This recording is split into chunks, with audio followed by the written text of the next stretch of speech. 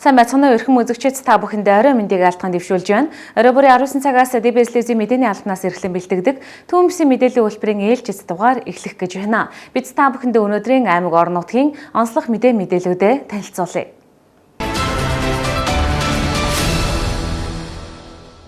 За тэгэхээр өнөөдөр Дархуул аймагт маань Монгол Улсын гавьяа жүжигчин дуучин Ариун маань зүрх хасна тоглолтынхон өмнөхөн Дархуул аймгийн салбарын төлөөлөлтөд уулзж байна. Дүн сайхан Дархуул аймагт ажиллаж амьдарч байгаа эрүүл мэнд, боловсрол, соёл урлаг, за банк санхүү, бизнесийн салбарын эмэгтэйчүүдийн төлөөлөлтөд уулзж, за эмэгтэйчүүдийн хөдөлмөр эрхлэлт тийм ээ.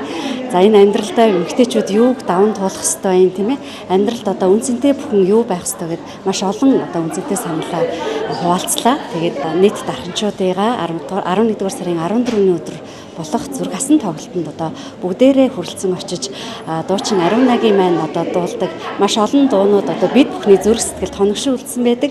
Тэдгээр дуугаа зүрхэндээ асаая гэж уриалъя. Дархны бизнес эрхлэгч эмэгтэйчүүдийн төлөөлөлтөд уулзлаа. Тэгээд энэ альва бизнесийг эрхлэн гэдэг бол энэ өөрийнхөө бэлэг авьяасынхаа дагуу, дуудлагынхаа дагуу хүн ямар нэг зүйлийг эрхэлж яддаг л да. Тэгэхээр энд бол хүн болгон ингээ янз бүрийн талбарын эмэгтэйчүүд ирсэн мэт зарим нь эрүүл мэндийн талбар, зарим нь дархны хүнсний үйлдвэр, эмч гэдэг ингээд бүх хүмүүсүүд тэгээ энэ бизнес эрхлэн гэдэг бол зориулт гарахыг гэж хэлдэг болов. Ягаад гэвэл зөвхөн тэр өөрийнхөө амин хувийн төлөө биш, бусад хүмүүсүүдэд хийж өгч байгаа тэр үйлс учраас тэр зориулалтыг яг эмчин, үнэнч, мэс чанар дотор зориулах хэрэгтэй болов гэж боддог. Монголчууд нэг юм тийм найрсаг ард юм уу? Энийг би үнэхээр яг ингээд мэдэж байна. Ингээд бүр ингээд найрсаг тэгээд ингээд яг ингээд хүндлэх тэр хүнийг хүндлэх тэр найрсаг байгаа гэдэг зүйл энэ маш олон уулзалтуудаараас мэдрэгдэж байна л да. Тэгээд энэ зориулалт гаргаад ирж байгаа. Ингээд зүгээр ингээд мөхс дуучныг ингээд хүндлээд ирж байгаа нь бүр ямар гайхалтай бай. Би яг ийм мэдрэмжийг тоглолтоос л алга ташлыг авдаг гэсэн болохоос ийм уулзалт хийж ингэж явж байгаагүй. Тэгээ би яг ийм төлөөл болсон хүмүүстэй уулзаад ингэ явж байгаа хүний хувьд бол үнэхээр их сайхан мэдрэмжийг авч байна. Маш хүндэтгэлийг мэдэрч байна. Маш их хайрыг мэдэрч байна. Ингээ бид нар ингээл тоглолтоос тоглолтын хооронд, уран бүтээлээс уран бүтээлийн хооронд, ажлаас ажлын хооронд явдаг болохоос яг ингээд хоттой танилцах, тэгээ тэр дундаа энэ хотын бүтээн байгуулалттай танилцж ирсэн, энэ хотын түүхтэй танилцж ирсэн ийм юу бол үнэхээр байхгүй юм байна. Энэ замлыг бид бас мэдэж авах хэрэгтэй юм байна. Тэгээд бүр хүүхэд насанд хүрэж өгдөг галт тэрэгэн төртөл суугаад явж штэ тий. Дарханнаас орж ирээл ингээл баг баяр хөөрөөр дүүрээл явж штэ тий гайхалтай. Сэтгэл нь маш өндөр байна уу? Ариун гэж ер нь дандаа зургатаар тэгээ сошиал медиагаар хард байсан. Тэгээ амьдрнаас бас шал өөр хүн байт юм байна. Үнэхээр өндөр. Яг энэ зам болсон тоглолтын.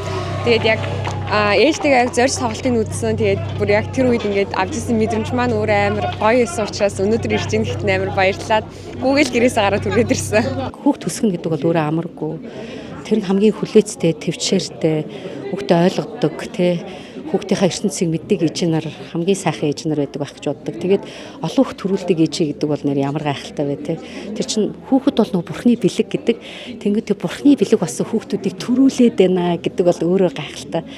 Тэгээд одонтой ээжид нартаа уулзж байгаа энэ агшин бол сайхан байлаа. Би яг ийм одонтой ээж нартаа бас тэр болгон холуудаа уулзж байгаагүй юм бэ. Зүгээр очиж дуулж өгчээсэн болохоос яг ээжнэр ингээд миний төлөө хувцлаад, миний төлөө зориулт гаргаад ингээд бүр хамаг гоё хувцас өмсөөд отонгоо зүгээд ирсэн ээж нартаа уулзж яасан тохиолдол байдгүй баг анхудаага тэгээд бүр үнэхээр гайхаад бүр өөрөө шокноосоо гарч чадахгүй шүү дээ. Бүтэн биедаас нь томоохон хэмжээний тоглолт бол ирж байна да. 97 онд бол бид нараас өөрсдийнхөө бүжигчтэй иржсэн. Тэр үед бас entertainment урлаг бол дөнгөж хөгжиж ирсэн үү шүү дээ, тий. Тэгээ бид бүр багаараа олуулаа ирж байна.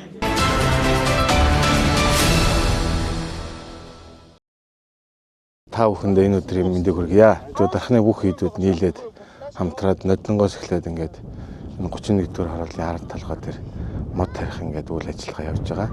Тэгээ энэ хавар намрын тариалтаар бол нэг 600 гаруй ширхэг ингээд мод тарьж байна. Эднэр бол бас сүсгтэн олон. Тэгээд дээрээс нь хийдүүд за мөн энэ 330 дугаар анги за сүүхийн шийдвэрийн биелүүлэх анги гэдэг ингээд олон түмний хүчээр бол энэ ногоон талбай маань сайхан ногоорох нэ гэж бид нэр итгэл төгс байж байна. Тэгээ ер нь бол хойтон бол нэг 4-5 мянган мод тарихын төлөвлөгөөтэй байгаа. Тэгээ энэ сүсгтэн олон маань бас ирж мод тарилцаараа энэ ногоон дарханда сайхан ногоон одоо мод тарьж ингэж буян үлдээрэй гэж уриалъя. Тэгээд мөн өнөөдрийн тариалтанд оролцсон энэ 330 дугаар ангийн нийт хамт олондоо бас баяр баярлалаа гэж хэлье. Дархуул аймагт Монгол Улсын ерөнхийлөгчийн эвэлдор зохион байгуулж байгаа тэр бүхэн модны хөтөлбөрийн хүрээнд одоо Дархуул аймгийн байрлах зэвсний 330 дугаар ангийн бие бүрэлдэхүүн маань будын хийдүүдээс зохион байгуулж байгаа төгс баясгаланд одоо модны цэцэрлэг төрөлийг байгуулахад манай аль багш нар одоо туслаж үзүүлж ажил 300 гаруй мод төрийг одоо тарилаа. Тэгээд цаашдаа одоо будын хийдүүд Дархуул аймагт байрлах нь төгс баясгаланд хийд юм 21 аймагт мод төглийг одоо зохион байгуулж ажиллаж байгаа юм байна. Энэ хамгийн анхных нь одоо үйл ажиллагаа Дархуул аймагт одоо явагдаж байна. Тэгээд үүнтэй холбогдуулаад одоо зэвсэгчний 330 дугаар ангийн аль багш нар одоо дэмжлэг үзүүлж ажиллаж байна. Өшөө цаашдаа энэ жил одоо 300 гаруй модыг тарилаа. Ирэх жил одоо өшөө илүү мод тарихаар бид бүхэн одоо төлөвлөж ажиллаж байна. Тэгээд өнөөдөр манай энэ ажилд одоо тусцаа дэмжлэг үзүүлсэн 330-ийн аль багштай Дархуул аймгийн одоо хийдийн хамт лам одоо баяр ламдаа одоо маш их баярлалаа. Сайхан буянтай бол одоо хийлээ бид бүхэн. Ногоон дархан 32 хөтөлбөрийн хүрээнд бид нар $37.9 газарт мод тарьж байгаа. Энэ жилийн төлөвлөлтөөр бол 1500 тарих гэсэн. Одоогийн байдлаар бол бүлүүлснээс даруйгаар 600-аад шиг мод тариад байна. Ер нь бол манай энэ төгөл нийтдээ бол 15,000 шиг мод тарих төлөвлөгөөтэй явж байгаа. Тэгээд дараа жилийн төлөвлөгөө нь бол мөнгө сөхлөн байстай 5,000 гаруй мод тарина. Хом бас бүтээн бид нар дээрээс нь бол төлөвлөж байгаа ажлууд бол одоо явах тавих услааны системийн одоо ажлуудыг бид нар дараа жил хийхээр одоо төлөвлөж байна. Мод маань бол бидний төлөвлөснөр бол 1500 тарихаас одоо бид нар бол нийтдээ одоо энэ талбай дээр 2100 шиг мод тарьсан байгаа. Тэгэхээр одоо даруй 600 гаруй мод нэмж төлөвлөснөөс илүү гаргаж тарьсан. Дархандаа модны сайхан юм төгөл болохоор одоо бид нар одоо хичээн зүтгэн ажиллаж байна. Одоо будтай хийдүүд маань. За ингээд зэвсэгчний 330 дугаар ангийн бүрэлдэхүүн маань ингээд гэр бүл хамт олонныхоо хамтаар ирж Дархуул аймагтаа ингээд зэвсэгчний ерөнхий командлагч Монгол Улсын ерөнхийлөгчийн санаачилсан тэр бүхэн модны төслийн хүрээнд ингээд Дархуул аймагтаа 300 гаруй модыг ингээд тарилаа. Энэ үйл ажиллагаа маань болохоор одоо ингээд Дархуул аймгийнхаа хөгжил цэцэглэлтэнд том хувь нэмэр оруулах үйл ажиллагаа болсон гэж дотроо бодож байна.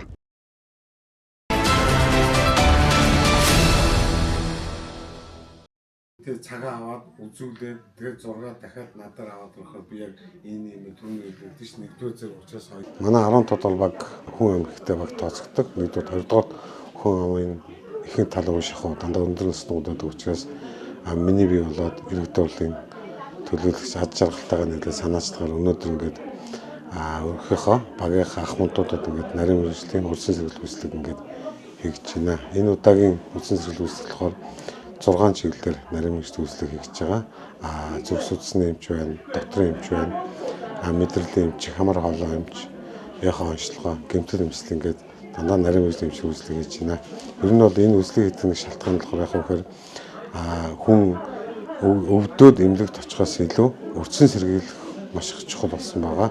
Тэгэхээр урьдчилан сэргийлэх үйлчлэгийн багийн хэрэгтэйгээ энэ удаад ахмад настайгаа хамруулж байгаа боловч боломжтой бол жилд 2 удаа бидний санаачлаад 2 удаа настангууд хүүхдүүд гэдэг ч юм уу ингээд шатлаар нь хаваагаад урьдчилан сэргийлэх үйлчлэгээ жилд тутам ингээд хийгсэн бодолтой байгаа. Тэгээ өнөөдөр болохоор яг одоогийн байдлаар нэг 70 гаруй ахмад настангууд үйлчлэг хийгээ явж байна. Ер нь бол эндээс бидгэд нэг шийдэл гаргаад манай 10 тодор багийн иргэдэд ямар тулгымцсан эрүүл мэндийн асуудал байна тэр чиглэлээр урьдчилан сэргийлэх болоод нарийн мэргэжлийн эмчийн үйлчлэгүүдийг хийх талаар дараа нь өрхийн эмчнэртэйгээ ингээм хамтарч ажиллая гэсэн тийм бодолтой байж байна. 15 дахь багийн хувьд бол одоо онцлог одоо бас ахмадууд маш олонтой 1200 орчим ахмадууд орсон сууж амьдардаг. Бас шиг төлөөлөгч миний бие мэдхэрийн санаачлагаар энэ ахмадуудаа бас орчин сэргийлэх үйлчлэгийг өнөөдөр ээж үйлчилж байна. Энд оролцож байгаа хүмүүс маань нэлээд эрэлт хэрэгцээтэй байна. Хүмүүс маш олноор цуглаж очир дараалалаар одоо эмх зэгцтэй сайхан үйлчлүүлж байгаад талархаж байна. За энд бас одоо урилгыг хүлээж авч оролцож байгаа 6 нарийн мэргэжлийн эмчнэртэй маш их баярлалаа. Бид хүн одоо жил бүр уламжлал болгон нөхөө урьдчилан сэргийлэх үйл ажиллагааг зохион байгуулна. Өнөөдрийн одоо энэ үйлчлэгээс шалтгаалаад цаашдаа ер нь хэрхэн зохион байгуулах уу? Хэрхэн одоо яг аль чиглэлийн эмнэлгийн үйлчлэгээ энд тулгамдж байна? Өрхийн эмнэлэгтэйгээ бас хамтарч зохион байгуулахаар судалж байна. Анхнуудаа үйлчилж байгаа энэ мэрэгжлийн сайхан эмч нартаа баярлж байна. Энийг ингээд зохион байгуулсан одоо аймгийн иргэдийн төлөөлөгч Аз Жаргал Батшиг нартаа их баярлж байна. Одоо ингээд анхнуудаа үзэж байгаад их маш их баярлж байна. Цаашлах нь ажилд нь амжилт хүсье. Энэ үйлчлэг харагдсан маш их хэрэг байгаа байхгүй. Энэ чинь одоо маш өвчтэй зовлонтой яайдэ ийдэг суусууд их байгаа маа. Тэгээ их өндөр сэтгэлтэй байна.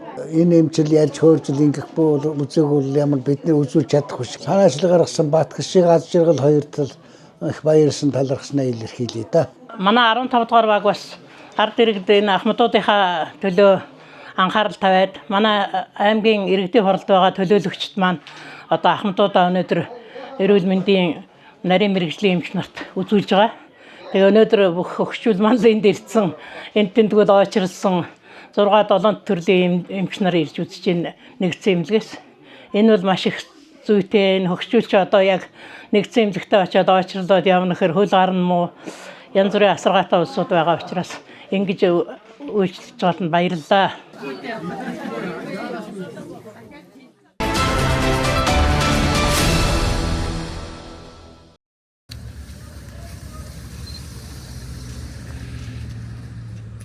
Согтууруулах ундааны зүйлийг хэрэгэлсэн үед тээврийн хэрэгсэл жолоодохгүй байхыг анхааруулж сануулсан дахин нэг осол Дархан хотноо боллоо. Тодорхойлбол 2025 оны 10 дугаар сарын 26-ны өглөөний 9 цагийн орчим Дархан сумын 10 дугаар багийн нутаг дэвсгэр 25 дугаар хорооллын 4 замын уул зур дээр Пүрөстөч маркийн автомашин мөн Пүрөстөч маркийн автомашинтай мөргөлдсөн осол гарлаа. Ослыг Дархан уул аймаг дахь цагдаагийн газрын замын цагдаагийн тасгаас үргэлжлүүлэн шалгаж байгаа бөгөөд урьдчилсан байдлаар нэг жолооч нь жолоо барьж явах үед согтууруулах ундааны зүйл хэрэгэлсэн байсан нь тогтоогдсон гэлээ. За та бүхний өдрийн амраг ирээ. 2025 оны 10 дугаар сарын 26-ны өдөрт Дархан сумын 10 дугаар баг 25 дугаар хорооллын 4 замын уулзуур дээр замтойрын ослын дуудлага гэсэн манай гэсэн дуудлага цагдаагийн байгууллагад бүртгэгдсэн. За ослын газар хүрэлцэн ирэхэд Пүрөс 40 маркийн ослын дугаартай 2 тээврийн хэрэгс хоорондоо мөргөлдсөн. Харагдж байгаа одоо энэ тээврийн хэрэгслийг нэг нь ирүүл, нэг нь согтууруулах ундааны зүйл хэрэгс үедээ тээврийн хэрэгс жолоодсоод одоо замтойр бас гаргасан байна. Иймд одоо иргэд жолооч та бүхэн замын хөдөлгөөнд оролцохдоо согтууруулах ундааны зүйл хэрэглэхээс татгалзаж, согтууруулах ундааны зүйл хэрэгсэн үедээ тээврийн хэрэгс жолоодохгүй байх. Зайлшгүй одоо хөдөлгөөнд оролцох шаардлагатай тохиолдолд эрүүл хүнээр эрүүл жолоочоор одоо бариулж жолоодуулж одоо замын хөдөлгөөнд оролцохыг цагдаагийн байгууллагаас уриалж байна. Согтууруулах ундааны зүйл хэрэгсэн үедээ тээврийн хэрэгс жолоодсноор хүний амь нас, эрүүл мэнд дэд хөрөнгөд ностой охирол учрахаар эрсдэлтэй байна. Цагдаагийн байгууллагаас мөрдөн шалгах ажиллагаа явуулж байна. Иргэд жолооч нар та бүхнийг согтууруулах ундааны зүйл хэрэгэлсэн үедээ тээврийн хэрэгсэл жолоодохгүй байхыг дахин сануулъя.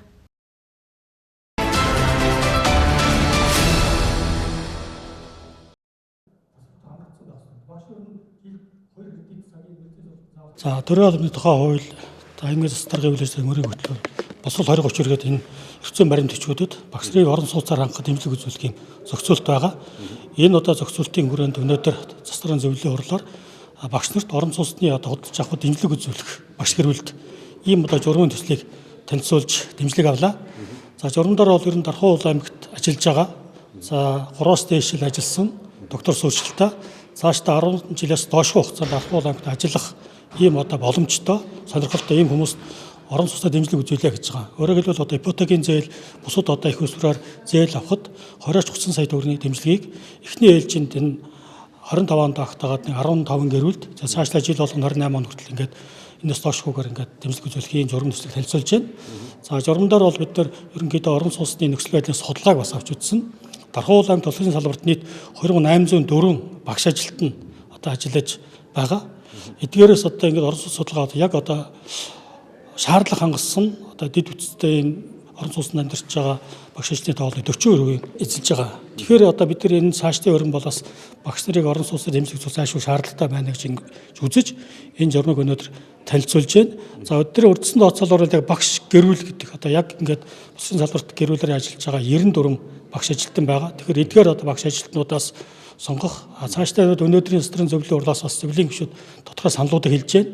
За энэ дээр одоо 5 жилээс доошгүй байх. За тэгээд гэрүү одоо энэ шалгуур ингээд тэнцсэн нөгөөд ажилласан жилдээ бусад одоо үзүүлэлтэд хангаж байгаа эсхийг судлах гээд энэ зүйлүүдийг оруулаад журмаа дахиж сайжруулаад тэгээд стрийн захирамжаар журмаа батлаа тэгээд энэ онд эхний ээлжинд 15 багш гэрүүлд дэмжлэг үзүүлэх юм байдлаар цаашдаа явна. За энэ жилдээ тэр гаргаж байгаа 94 одоо багш гэрүүлийн судалгаа зөвхөн ерөнхий улсын сургуульд ажиллаж байгаа судалгаа байгаа. Тэгээд цаашдаа бид нар жил болгоно ингээд нэмэгдүүлэх. За ингээд сургуулийн өнгө устрал мэргэжлийн мастралыг дараагийн жилд хамруулах байдлаар хүртсэн байдлаар зургийн төслөө танилцуулсан. Тэгэхдээ одоо ажлын хэсгээр редакцийн засвар дээр бас энэ засвараа өөрчлөгдөх тийм магадaltaй энийг бол одоохондоо хэлж мэдэхгүй.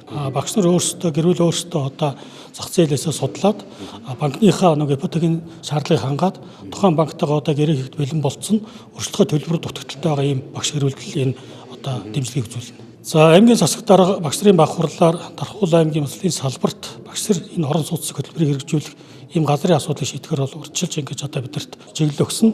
Энэ одоо улсын газар түрүүний ярьж байгаа судалгаа хийгээд нийт улсын салбарт 2804 одоо багш ажилтнаа ажиллаж байна. Үүний 40% бол одоо бас орон сууцны төдийлөнтэй одоо яг шаардлага гисэн сайн чанараар амьдарч чадахгүй байна судалгаа гаргаад тэгээд засаг даргаад албан бичгээ саналаа хөрвүүлээд засаг дарга манай бичгийг одоо газрын албанд бас уламжлаад одоо ер нь бол газрын асуудлыг шийдэх юм төвчөнд явж байгаа. Хэрвээ энэ газрын асуудал шийдэгдэх юм бол одоо 26 оноос ийм орон сууцны төсөл хэрэгжиж орон сууц барих энд тодорхой тооны одоо багш гэрүүлийг тий хамруулах юм одоо бас давхар явж байгаа. Дээр нь нэмээд төрөөсгөө орон сууцуудын хөтөлбөрийг бол 2023 оноос хэрэгжүүлж өгсөн. За энд бол нэг 10 одоо залуу гэрүүл хамрагддаг. Одоо яг энэ 3 жилийн хугацаатай төрөөс орон сууц хөтөлбөрийн 25 он дуусж байгаа. Үргэлжлээд дахиад 10 гэрүүлийг 26 оны 1 сарын 1-ээс дахиад төрөөс орон сууцнд хамруулах мэт судалгаа хийгээд явж байгаа. Тухайн одоо залуу гэрүүл 3 жил хугацаа төрөөс орон сууцнд суулгаад энэ хугацаанд одоо залуучууд маань одоо салингийнхаа тодорхой зүйлийг одоо хоримтлон үүсгээд орон сууцны урьдчилгаа төлбөртэй болох ийм боломжийг бүрдүүлэх зорилгоор бол энэ төрөөс орон сууц хөтөлбөр хэрэгжиж байгаа. Тэгэхээр өмнөх одоо 10 гэрүүл 3 жилийн хугацаанд дуусаад дараагийн 10 гэрүүлийг дахиад шинээр оруулна гэсэн үг. Тэгэхээр залуу гэрүүлүүд энэ сайхан одоо завшааныг ашиглаад соромтлоо өсгөөд цаашдаа орон сууцтай болох боломжийг бүрдүүлэх сайн байгаа л гэж харж байгаа.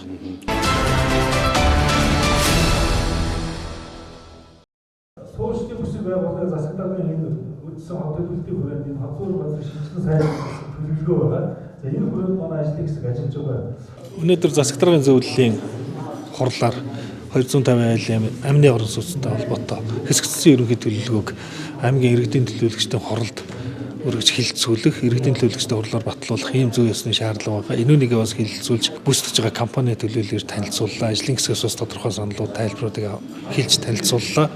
250 айлын амны орон сууцны хэсэгдсэн ерөнхий төлөвлөгөө аймгийн иргэдийн төлөөлөгчдийн хурлаар батлагдаж дараа нь Дархан сумын газар зохион байгуулалтын төлөвлөгөөгөөр одоо батлагдах ийм одоо явц дарааллын дагуу эхний ээлжинд аймгийн иргэдийн хурлаар батлуулъя гэсэн. Энд бол засаг даргын зөвлөлийн хурлаар хилцүүлж дэмжлэг авч саналыг одоо хөргүүлсэн байх ёстой. Тэр өнөөдрийн хурлаар бол иргэдийн төлөөлөгчдийн хурлын одоо дараагийн хурлаар батлуулъя гэсэн ийм байдлаар одоо иргэдийн хурлд өргөн мэдээлэлээр шийдвэр гаргалаа. За өнөөдөр 250 айлын яг энэ хэсэгчлсэн ерөнхий төлөвлөгөө нь бол зураг зүйн компани магадлалын ерөнхий дүгнэлтээ өгч гисэн аймгийн иргэдийн хурлд орохоос магадлалаар оруулж батлуулаад ингээд оруулъя гэдэг байдлаар саналаа хөргүүлж одоо бүх одоо танилцуулга хийлээ. За мөн одоо үүнтэй холбоотойгоор манай засаг даргын зөвлөлийн гишүүдээс бас саналуудыг тодорхой гаргаж энэ тохиолдол сургууль цэцэрлэгийг цаашдаа одоо 1000 айл болгож өргөдөх бол одоо ямар хэлбэрээр төлөвлөх юм бэ тийм ээ. Дэд үтсийн жогмууд нь цаашдаа өргөдгөж 1000 айл болгож өргөдөхэд одоо ямар хэмжээний одоо төлөвлөж байгаа юм бэ одоо наад талаас эхлээд одоо том хоолой байх юм уу багасгах юм уу гэдэг энэ юмнуудаар анхаараач гэдэг ийм саналуудыг хэлж байна. Тэгэхээр одоо энэ зураг бол иж бүрэн зураг зурагдах үндсэндээ 3 төрлийн зураг буюу нэг нь бол хэсэгдсэн ерөнхий төлөвлөгөө, хоёр дахь нь бол инженерийн дэд үтцийн бүх байгууламжуудынх нь ногоон байгууламжуудынх нь иж бүрэн одоо зураг төсөв батлагдах юм. Гурав дахь одоо иж бүрэн зураг нь бол энэ талбай дээр баригдах одоо 8 төрлийн орон сууцны иж бүрэн зураг төсөв батлагдах юм. Энүүнийг батлагдсанаар манай иргэд бол иж бүрэн зурагтаа энэ 8 орон сууцнаас аль нэгийг өөрт таарснаар сонгож 60 м²-аас 200 м² хүртэлх ийм газар байгаа. Энүүнийг аль нэгийг сонгож тодорхой 0.7 га газар дотроо аль хэсэгт нь барилгачих талбайг нь бас зааж өгнө. Тэгэхээр иргэд бол иж бүрэн барилгын зурагтай гэсэн үг.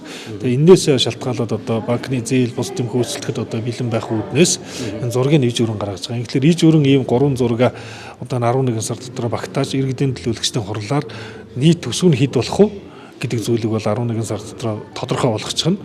За мөн одоо газар бүх зохион байгуулалтын иргэдийн хурлаар батлаад Дархан сумын хурлаар тодтглоор 26 оны төлөвлөгөөнд тусгагчвал одоо иргэдтэй за ийм одоо хэмжээний газрыг олгох юм байна. Ийм одоо үнийн төсөвтэй байх юм байна гэдэг зүйлийг хэлье. Тэгэхээр энэ дээр бол одоо гарч байгаа гол хүндрэл бол бас мэдээж одоо энэ зураг төсвийг хийлгэхэд бол бас одоо инженерийн дид утас техникийн нөхцлүүд гаргах гэдэг энэ барилга отоогуулалтын яамнаас гаргадаг энэ техникийн нөхцлүүд гэдэг юм уу одоо эрчим хүчний яамнаас гаргадаг техникийн нөхцлүүд за бусад энэ процедуртай холбоотой батлуулах энэ олон одоо ажлууд маань нэлээд хүндрэлтэй хүлээлттэй ингэж явагдаж одоо ингээд хэсэгцлийн ерөнхий төлөвлөгөөгөө эхний ээлжинд иргэдийн хурлаараа оруулж батлуулах энэ 11 сарда багтааж дуусгах иж бүрэн зураг гэсэн ийм одоо төлөвлөлттэй явж байна. Монгол улсын иргэн хаанч газар өмчилж эзэмших болно гэдэг ийм хуультай. Тэгэхээр бид нар суурин газрыг дахин хөгжүүлэх тухай хуулиа бариад засаг даргын бүрэн эрхээ хэрэгжүүлээд явна. Гэхдээ ер нь яг одоо эзэмшүүлэх хуулиа барих юм бол бид нар одоо хот суурин газрыг дахин хөгжүүлэх тухай хуулиа бариад аймгийн иргэдийн төлөөлөгчдийн хурлаар одоо шийдвэр гаргуулах. Хүн Дархан хотын иргэдэд одоо олгоно тийм ээ Дархан аймгийн иргэд олгоно гэдэг энэ одоо шийдвэрийг гаргах ийм одоо тогтоол шийдвэрийг 12 сарын хурлаар бас оруулах ийм одоо шаардлага зүйсний гарч ийн. За энэний дараа бол яг газраа ямар зарчмаар олгохын за ямар хүнд өгөхийн за тэгээд одоо тэр газар дээр аль хэсэгт нь барилга барих уу гэдэг юм а аймгийн засаг даргын зөвлөлөөр хурлаас гарсан энэ зөвшөлдсөх хууц гэдэг юмар иргэдтэйгээ зөвшөлдсөж тоолох юм бол одоо газар эзэмш явчаад шууд одоо зараад авах юм уу эсвэл одоо тэрүүн дээр барилгаа барьчаад одоо үйл хөдлөх гарсан тохиолдолд одоо газрын гэрчлэгээний эцсийн асуудлыг шийдэхгүй гэдэг энэ юмнууд дээр зөвшөлдсөх хууц дээр одоо хэрхэн олохгүй гэдгээ шийднэ. За одоо гол асуудал бол иргэдмээр маш их одоо асууж байна. Ер нь одоо юу болчихвоо? Олгоо дууссан юм уу? Бүртгэж ийн гинэ, өргөдөл авч ийн гинэ ч гэдэг юм уу, тийм ээ? Тийм зүйл огт байхгүй. Одоо газрын алд маань энийг одоо ичлээ шийдсэний дараа бол олох ажлыг зохион байгуулна. Тэгэхээр энэ нэг бол ямар нэгэн байдлаар хүлээлттэй байгаа зүйлд бол одоо Дархан сумын газар 26 оны төлөвлөгөөнд тусагдж очсны дараа дахиад одоо нөгөө газар олох засгийн газрын хурлаар шийдэгдээд эрх хавраас л одоо олох тухай асуудал яригдана. Тэгэхээр 11 сарда багтаагаад одоо мөнгөний тоог хэмжээнд хэдэн төгрөг байхыг за ямар иргэдэд олгохын шаардлага тавихын гэдэг бүх юм нь тодорхой болчихно гэж ингэж хэлмээр байна. 0.7 гагаар өгөх газар маань бол эзэмшүүлэх газар маань үн төлбөрөг өгнө. Газраа бол тэн дээрс одоо ямар нэгэн байдлаар одоо газрын мөнгө гэж одоо авахгүй гэсэн үг. Аймгийн засаг дарга бол тийм үүрэг чиглэл өгсөн. Тэгэхээр энэ нэг бол бид нар хуулийн хүрээ шийднэ. А энэ дээр бол дулаан орно. Дулааны одоо шугам сүлжээний өртөг орно, цэвэр бохир шугам орно, цахилгааны шугам орно. Энэ айлуудынх нь одоо хашаа хороо нэгдсэн зохион байгуулалтын төлөвлөлт батлагдсны дараа тэр хашааных нь одоо зураг одоо мөнгө орно гэсэн үг. За мөн одоо тэн дээр төлөвлөгдсөн одоо замын төсөв төлөвлөгдөж байгаа. Тэгээд энэ нэг оруулах одоо батлах хэсэг асуудлыг бол иргэдийн хурлаар одоо төлөвлөлтийн дараа шийдэгдэнэ. Ер нь бол энэ дид үтцсэн инженерийн шугам сүлжээнээс гадна мөн гэрэлтүүлгийн ажил тийм ээ гэрэлтүүлэх хэрэгтэй болно. Дээр нь холбооны одоо шугам сүлжээ төсөөлөгдсөн байгаа. Тэгэхээр энэ бүх одоо зүйлүүдийнх нь төсвийг нь одоо иж бүрэн зураг хийгдээд магадлалаар ороод ирэхлээр зэрэг тэр одоо нийт төсвийг нь инженерийн шугам сүлжээний тэр төсвөл нийт айлуудаа 250 айлтай үнцэнтэй хуваарлаж нэгдсэн одоо өртгөнд гарнаа л гэж ингэж явж байгаа. Ногоон байгууламж, үерийн байгууламжийн зураг төсөв нь бол батлагдж байгаа. Тэгэхээр одоо бид аюулгүй байдал бүх талаа харуул одоо тэр үерийн үндсэн ард талаараа нэг том үерийн байгууламж, урд талаараа том байгуулагдсан үерийн байгууламж байгаа учраас тэр замын ус зайлуулах болон бусад одоо тэр далангийн жижиг ажлуудын төсөв бол орж таарна гэж ингэж төлөвлөгөөнд тусаж байгаа. Тэгээ ногоон байгууламжийн төлөвлөлтийн зургийн дагуу бас одоо ногоон байгууламжийн тодорхой одоо зүйлүүд бас тусч өгнө гэсэн юм байгаа. Түүнээс тэр сургууль цэцэрлэг болон бусад одоо нийгмийн чанартай дид үтсийн зураг төсвүүдийг бол одоо энэ зураг төсөвд өртөг дотор нь орохгүй гэж. Энэ одоо иж бүрэн одоо зураг төсөв хийж 3 төрлийн зураг хийгдэж байна. Энэ одоо иж бүрэн зураг төсөв болвол одоо нөгөө айлуудынхаа одоо нэгдсэн төлбөр дээр одоо нэмэгдээд явна гэсэн үг. Тэгэхээр өөрөөр хэлбэл хэсэгцэн ерөнхий төлөвлөгөөнч тэр за нөгөө иж бүрэн одоо инженерийн дид үтцийн одоо иж бүрэн зураг төсөвч тэр одоо тухайн айлын орон сууцных нь одоо загвар иж бүрэн зураг одоо экспертизээр батлагдсан одоо тэр зураг төсөв нь бас одоо энэ өртөг дотор нь одоо шингээд явнаа л гэсэн ийм одоо төлөвлөгөөтэй явж байгаа. За та бүхэндээ энэ өдрийн мэндийг хүргье. За Sky Home төрөлцсөн барааны бөөний дэлгүүр маань та бүхний сайн мэддэг 3000 8000 гэдгээр нь сайн мэддэг энэ дэлгүүр маань Магнолийн отхны B1 давхарлуу нүүгээд ирсэн байгаа. За хүүхдийн стресс тайлагч машин, онгоц, эвлүүлдэг тоглоом, лего тоглоом гэд ерөнхийдөө иймэрхүү олон төрлийн тоглоомнууд байгаа. За энэ дээр болохоор охид бүсгүйчүүдийн маань дуртай эмэг бөөгж, хүзүүний зүйлд хавчаар, бугуйч гэд ерөн бүгд байгаа. За охтуудын ийм хөөрхөн даруулга, обро шиг охид залуучуудын маань энэ утасны зөвлөлтүүд. За энэ тасаг маань болохоор бичиг хэргийн тасаг байгаа. За бичиг хэргийн тасаг дунд ахлах ангийн хүүхдийн энэ штринг болон нэгдүгээр ангийн хүүхдүүдийн хурдан атдаг ийм үзэг, цавуу, тодруулагч гэд ер нь бол хичээлд хэрэгтэй бүхий л төрлийн хэрэгсэл байна. За манай энэ тасаг маань болохоор өдөр тутмын гэр ахуйн өргөн хэрэглээний бараанууд байгаа. За хөөрхөн ийм дэрний уутнууд манаас бүгд ирсэн байгаа. За энэ маань болохоор ингээ өнгө, хэлбэр, зураг олон төрлөөр ирсэн байгаа. За та хэд маань ирээд үзээрэй.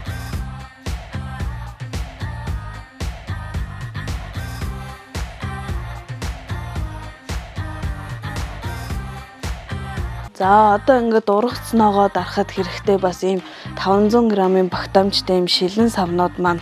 За энэгээр ингээд айл гэрт хэрэгтэй стакан, саруултай аяг, вино, вискиний хундаг гэх мэтчлэн ирсэн байгаа.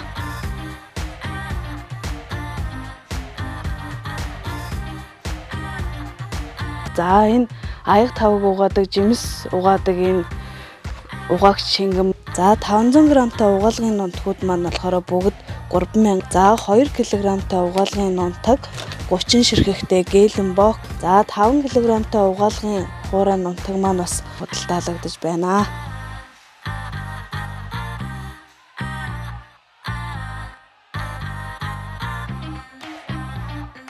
За ийм шилэн чихрийн тавг, салаадны тавг. За дөрөвтэй ийм амтлагчны сав болон ийм ааруул чихэрний сав маань ирсэн байгаа. За ийм литр 500-тай шилэн данх маань бас ирсэн байгаа шүү.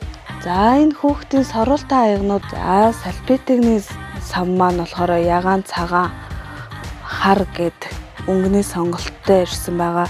За энэ 2, 3, 5, 8, 10 литрийн цорогтой цороггүй давхар тахтай шилэн савнууд ирсэн байгаа.